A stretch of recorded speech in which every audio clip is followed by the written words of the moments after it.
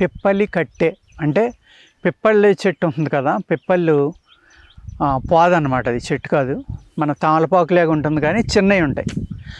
ఆ పిప్పళ్ళు అద్భుతమైన ఉపయోగం. లాంగ్ పెప్పర్ అంటారు దీన్ని. ఈ పిప్పలి కాడ, పిప్పలి వేరు అన్నీ మెడిసినల్ యూజెస్.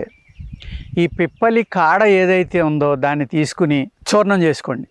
దానికి సమంగా యాలుక్కాయ గింజలు తీసుకోండి, అవి కూడా చూర్ణం చేసుకోండి. అప్పుడు రెండు కలిపి మళ్ళీ నూరుకుని బాగా ఒక డబ్బాలో పోసి ఉంచుకుని దీన్ని పూటకి 1200 mg అంటే ఒక బ్యాడెత్ అనుకుంటాం ఆయుర్వేదంలో అయితే, ఓకేనండి, 1.2 grams అన్నమాట. దీన్ని ఉదయం సాయంత్రం నెయ్యిలో కలుపుకుని తినాలి. తింటే మీకు ఈ ఏదైతే గుండె వ్యాధులు ఉన్నాయో వాటి నుంచి చాలా చక్కని ఉపశమనం అన్నమాట. ఇది మరొకసారి చెప్తున్నాను, జాగ్రత్తగా వినండి. పిప్పలి కట్టె అంటే పిప్పలి పాదు యొక్క తీగ, వేర్లు కాదు, పిప్పళ్ళు కాదు, ఓకే.